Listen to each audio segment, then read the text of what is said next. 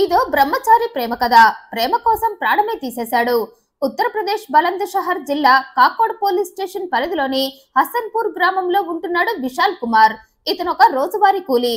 3 ఏళ్ల క్రితమే ఈ విశాల్ కు పెళ్లైంది. భార్య పేరు హిమాన్షి దేవి.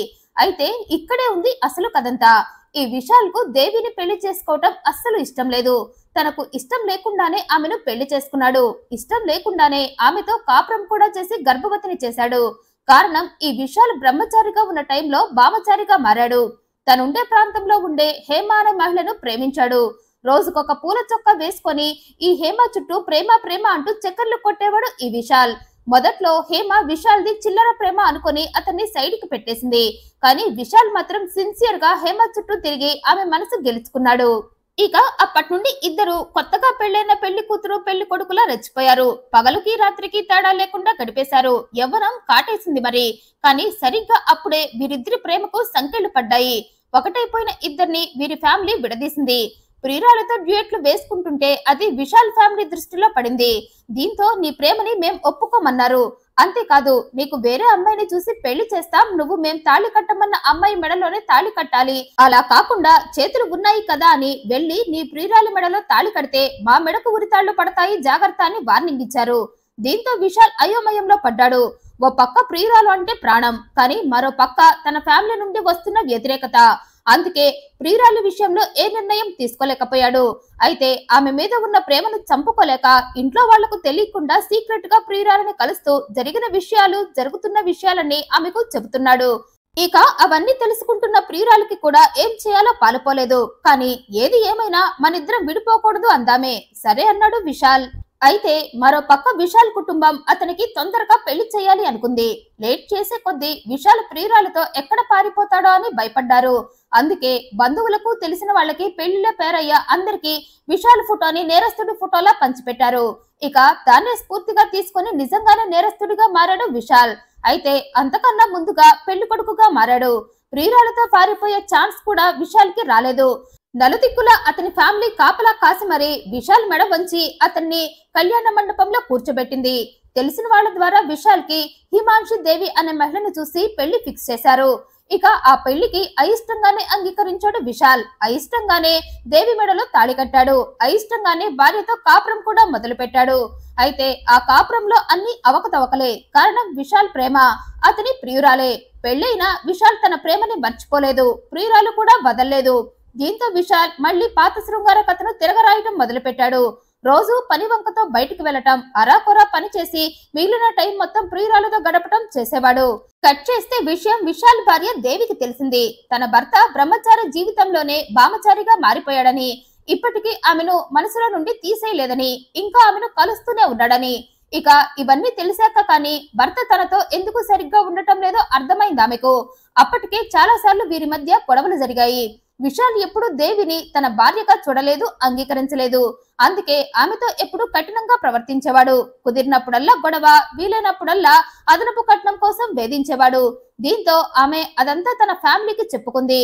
ఇక అదంతా విన్నవారు బంధువులతో కలిసి పంచాయతీ పెట్టి ఇద్దరికి సర్ది చెప్పి ఒకటి చేశారు. అలా పలుమార్లు గొడవలు, పలుమార్లు పంచాయతీలు అయ్యాక ఎట్టకేలకు దేవి గర్భవతి అయింది. అయితే అప్పుడు కూడా విశాల్ మారలేదు. భార్యకు నెలలు నిండే కొద్దీ అతను ఇంకా ప్రియురాలికి దగ్గరవుతూ వచ్చాడు. పైగా ఆమెను హింసిస్తూ కట్నం కోసం వేధించడం ఎక్కువైంది. దీంతో దేవి తండ్రి మళ్లీ రంగంలోకి దిగాడు. నీకు ఇవ్వాల్సిన కట్నం పెళ్లిలోనే ఇచ్చాం, మళ్లీ ఆ విషయంపై గాని నీ ప్రేమ వ్యవహారంలో కానీ నా కూతుర్ని ఇబ్బంది పెడితే నువ్వు అల్లుడు అన్న విషయం మర్చిపోతానని బెదిరించాడు మామ. అయితే ఆ బెదిరింపులకు విశాల్ లొంగలేదు. బదులుగా దేవిని ఇంకా ఇబ్బందులకు గురిచేశాడు.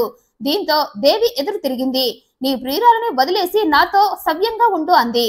ఊళ్ళోనే ప్రియురాలని పెట్టుకొని రోజు ఆమె కోసం వెళ్తుంటే ఆ విషయం నాకు తెలిసి నేను ఎంతో బాధపడ్డా. ఇప్పుడు నేను గర్భవతిని, అందుకే ఇక నుండైనా నువ్వు మారు అంది. కానీ విశాల్ మాత్రం అస్సలు మారలేదు. పైగా తనని మారమన్న భార్య మాటలని ఆమెను చాలా ఇబ్బందిగా ఫీల్ అయ్యాడు. ఇక అదే విషయాన్ని ప్రియురాలికి చెప్పాడు. అలా కాలం గడుస్తూ ఉంది. దేవికి 5వ నెల వచ్చింది. అయితే భార్యకు నెలలు నిండుతుంటే విశాల్ ఆలోచనలు మరింత క్రూరంగా మారాయి. అందుకే ఆమెను తన జీవితంలో నుండి శాశ్వతంగా లేకుండా చేసుకోవాలి అనుకున్నాడు. కారణం అతనికి దేవి అన్న, ఆమె కడుపులో ఉన్న బిడ్డ అన్న అస్సలు ఇష్టం లేదు. అందుకే వెంటనే ప్రియురాలి దగ్గరకు వెళ్లిపోయాడు. ఆమెకు విషయం మొత్తం చెప్పాడు. ఇద్దరు కలిసి మాట్లాడుకుంటూ ఉండగా ప్రియురాలి ఫ్రెండ్ ఫర్దీన్ ఖాన్ ఆమె కోసం వచ్చాడు. ఇక అతను రాగానే హేమ తామిద్దరం మాట్లాడుకున్న విషయాలన్నీ అతనికి చెప్పింది. నేను నా ప్రియుడు కలిసి బ్రతకాలి అనుకుంటున్నాం, కానీ అందుకు అతని భార్య అడ్డంగా ఉంది. అందుకే మాకు ఏం చేయాలో అర్థం కావట్లేదని చెప్పింది. ఇక అదంతా విన్న ఖాన్ వాళ్లతో కలిసి డిస్కషన్ మొదలు పెట్టాడు. అలా ముగ్గురు చర్చించుకొని ఫైనల్ గా దేవిని చంపేయాలి అనుకున్నారు. ఆమెను చంపితేనే తను తన హేమతో హ్యాపీగా ఉండగలను అనుకున్నాడు విశాల్. ఇక ప్రియురాలు కూడా నీ భార్యని చంపేసి 2 ప్రాణాలను మన పెళ్లికి కానుకగా ఇవ్వు అని కసిగా అడిగింది. దీంతో రెచ్చిపోయాడు విశాల్. ప్రియురాలు ఖాన్ సలహాతో భార్యని కాలువలో తోసి చంపాలి అని డిసైడ్ అయ్యాడు. అయితే భార్యను చంపే ప్లాన్ లో భాగంగా ప్రియురాలతో రాత్రులు పలుమార్లు డిస్కస్ చేసేవాడు విశాల్. అదేమని భార్య అడిగితే నిద్ర పట్టక అలా సరదాగా వాకింగ్ కి వెళ్ళొస్తున్నా అనేవాడు. అంతేకాదు ఆమెతో మునుపటిలా కఠినంగా కోపంగా ఉండకుండా దేవితో ప్రేమగా ఉండటం స్టార్ట్ చేశాడు. మరి దేవి తనని నమ్మాలి కదా, నమ్మి తనతో బయటికి రావాలి కదా, అలా వస్తేనే తను అనుకుంది చేయగలను అనుకున్నాడు. అందుకే భార్యని తన బూటకపు మాటలతో అబద్ధపు ప్రేమతో నమ్మించాడు. ఇక ఆ నమ్మకంలో నుండే ఆమెను చంపేందుకు డ్రామా స్టార్ట్ చేశాడు. రోజు నేనొక్కడినే వాకింగ్ కి వెళ్లాలా, నువ్వు కూడా నాతో రా అన్నాడు. పైగా నాకన్నా వాకింగ్ నీకే ఇప్పుడు చాలా ముఖ్యం. కడుపుతో ఉన్న వాళ్ళు వాకింగ్ చేస్తే చాలా ఆరోగ్యంగా ఉంటారు, డెలివరీ కూడా ఈజీగా అవుతుందన్నాడు. ఇక ఆ మాటలన్నీ నిజమే కావటంతో భర్తను గుడ్డిగా నమ్మేసి అతను తనని ప్రేమిస్తున్నాడని నమ్మి అతనితో వాకింగ్ కి బయలుదేరింది దేవి. అలా 2024 డిసెంబర్ 29 రాత్రి టైంలో విశాల్ దేవిని వాకింగ్ పేరుతో బయటకు తీసుకువెళ్లాడు. కొద్దిసేపు నడిచాక ఆమెను సచూరా కాలువ వైపు తీసుకువెళ్లి ఆమెతో మాట్లాడుతూనే దేవిని సడన్ గా ఆ కాలువలోకి తోసేశాడు.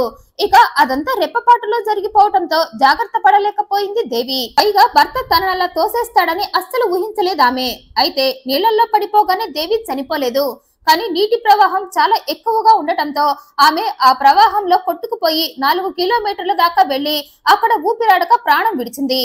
ఇక భార్యను చంపాక ఏం ఎరగని వాడిలా ఇంటికి వచ్చి నిద్రపోయాడు భర్త. అలా తెల్లబారింది. దేవి తండ్రి దేవికి కాల్స్ చేశాడు. అయితే కూతురు ఎన్నిసార్లు కాల్ చేసినా ఎత్తకపోవటంతో అతను అల్లుడికి కాల్ చేశాడు. నా కూతురు ఏమైంది, ఆమె ఫోన్ ఎందుకు లిఫ్ట్ చేయటం లేదని అడిగాడు. ఇక మామ కాల్ నుండే డ్రామా స్టార్ట్ చేశాడు విశాల్.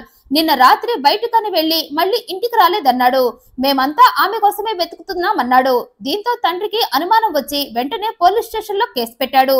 తన కూతుర్ని తన అల్లుడు అతని ఫ్యామిలీ మొత్తం కలిసి ఏదో చేశారంటూ, అందుకే ఆమె కనపడకుండా పోయిందంటూ కేసు పెట్టాడు.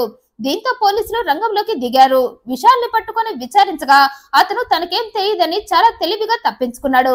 కానీ పోలీసులకు విశాల్ ప్రవర్తన మీద డౌట్ వచ్చింది. కారణం అతను కట్న పిశాచి అని, ప్రియురాలు కూడా ఉందని దేవి తండ్రి చెప్పాడు. దీంతో పోలీసులు విశాల్ ని కఠినంగా విచారించారు. దీంతో విశాల్ తనే దేవిని కారులో తోసి చంపినట్లుగా ఒప్పుకున్నాడు. ఈ ప్లాన్ ని తన ప్రియురాలు హేమ ఆమె ఫ్రెండ్ ఖాన్ తో కలిసి చేశానన్నాడు. హేమతో కలిసి బ్రతకడానికి అడ్డుగా ఉన్న దేవిని చంపానన్నాడు. దీంతో పోలీసులు విశాల్ తో పాటు అతని ప్రియురాలు హేమని, ఫ్రెండ్ ఖాన్ ని, టోటల్ గా ముగ్గురిని అరెస్టు చేసి ఈ హత్యలో విశాల్ ఫ్యామిలీకి ఏమైనా సంబంధం ఉందా అని వారిని కూడా విచారిస్తున్నారు. విశాల్ చెప్పిన కాలువ దగ్గరకు చేరుకొని అందులో దేవి శవాన్ని వెతుకుతూ ఆమె 4 కిలోమీటర్లు కొట్టుకుపోయి చనిపోయిందని గ్రహించి వెంటనే దేవి శవాన్ని హ్యాండ్ ఓవర్ చేసుకున్నారు. ఇష్టం లేకపోతే విడిపోయి బ్రతకాలి, కానీ ఇలా హత్యలు చేయటం ఏంటో. ఈ వీడియోపై మీ అభిప్రాయాన్ని కామెంట్ రూపంలో తెలియజేయండి. మరింత ఇంట్రెస్టింగ్ అండ్ జెన్యూన్ ఇన్ఫర్మేషన్ కోసం ఈ వీడియోని లైక్ చేయండి, షేర్ చేయండి, ఛానల్ ని సబ్స్క్రైబ్ చేయండి. Thank you for watching.